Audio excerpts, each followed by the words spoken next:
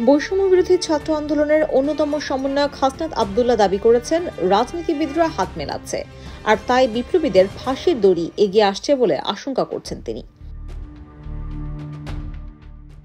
ফেসবুকে এক পোস্টে এমন বক্তব্য দেন হাসনাত। তিনি বলেন, রাজনীতিবিদরা হাত মেলাচ্ছে আর বিপ্লবীদের ফাঁসির দড়ি এগিয়ে আসছে। ওই পোস্টের বাইরে আর কিছু লেখেনি বা কোনো ঘটনার বিষয়ে ইঙ্গিত দেননি। তবে পোস্টের কমেন্ট বক্সে রাজনৈতিক দলগুলোর কর্মকাণ্ড এবং অন্তর্বর্তী সরকারের পদক্ষেপ নিয়ে সন্দেহ এবং হতাশা প্রকাশ করে অনেকে মন্তব্য করেছেন। পোস্টের বিষয়ে জানতে চাইলে সময় সংবাদকে হাসনাত বলেন, রাজনৈতিক বন্দোবস্ত এবং ফ্যাসিবাদের বিরুদ্ধে শেখ হাসিনার পদত্যাগের এক দফা দাবি হয়েছিল, কিন্তু দেখা যাচ্ছে রাজনৈতিক দলগুলোর সংবিধান প্রীতি মুজিবের ছবি সরানোর কারণে তারা দেখছেন যে গত 16 বছর ধরে গণতন্ত্রের জন্য এই সংবিধানের বিরুদ্ধে আন্দোলন করা একটি দলের মাঝে এখন একটা প্রীতি দেখা যাচ্ছে। দেখেছেন, একটা বক্তব্য দেওয়া হয়েছে যে শেখ মুজিবের ছবি সরানো ঠিক হয়নি। মোস্তাকের সঙ্গেও তুলনা করা হচ্ছে যে মোস্তাক এই কাজ করেছিল। এই বিষয়গুলো দুঃখজনক। এছাড়া রাজনীতিবিদরা অগ্রজ এবং অনুজের মাঝে বিভাজন তৈরি করছে বলেও মনে করেন তিনি। বর্তমান সংবিধানের অধীনে অন্তর্বর্তীকালীন সরকারের কর্মকাণ্ড নিয়েও অসন্তোষ প্রকাশ করেন হাসনাত।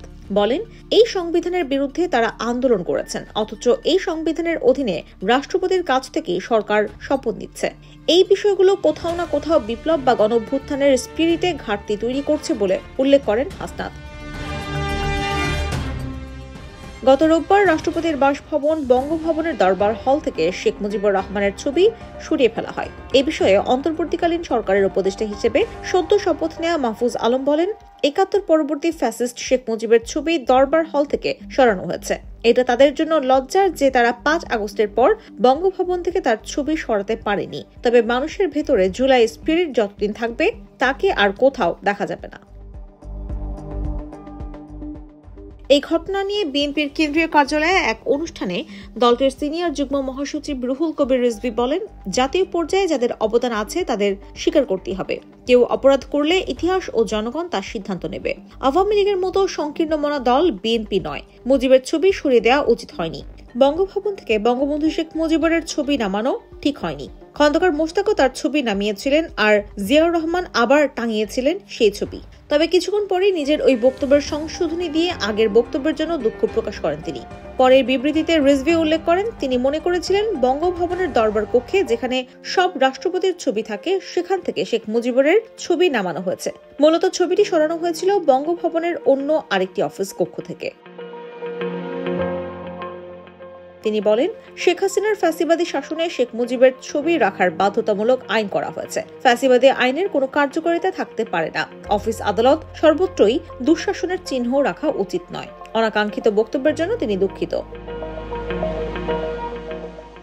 গত জুলাই আগস্টে বৈষম্য বিরোধী আন্দোলন চলাকালে ছাত্র জনতাকে নির্বিচারে হত্যার প্রতিবাদে ফেসবুক প্রোফাইল লাল করেছিলেন হাসনাত সহ অন্য সমন্বয়করা। এ সময় আন্দোলনের সমর্থন দেওয়া অসংখ্য মানুষ তাদের প্রোফাইল একইভাবে লাল করেছিলেন। সোমবারও রাজনীতিবিদদের নিয়ে ইঙ্গিতপূর্ণ একটি বিদেশি প্রবাদ পোস্ট করেন হাসনাত। এটি হলো, যুদ্ধ শুরু হলে রাজনীতিবিদেরা অস্ত্র দেয়, ধনীরা রুটি দেয় আর গরিবেরা তাদের ছেলেদের দেয়। যুদ্ধ শেষ হলে রাজনীতিবিদেরা হাত মেলায়, ধনীরা রুটির দাম বাড়ায়, কিন্তু গরিবেরা তাদের ছেলেদের কবর খোঁজে।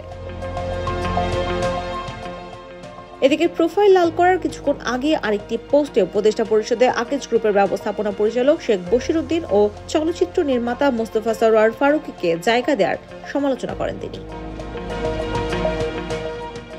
হাসনাত লেখেন, বশির ফারুকীকে উপদেষ্টা করার প্রতিবাদ সভা থেকে গ্রেফতার করার ঘটনা চরম ফাইজলামি। এগুলো ভণ্ডামি। কাউকে হাসিনা হয়ে ওঠার চেষ্টা করবেন না। হাসিনারই থোড়াই কেয়ার করছেন, উৎখাত করছেন। শেখ বশির উদ্দিন ও মোস্তফা সরোয়ার ফারুকীকে অন্তর্বর্তীকালীন সরকারের উপদেষ্টা করার প্রতিবাদে চট্টগ্রামের তাওহিদি ছাত্র জনতার ব্যানারে আয়োজিত এক সভা পণ্ড হয়ে যায়। ওই সভা থেকে 5 জনকে আটক করে পুলিশ।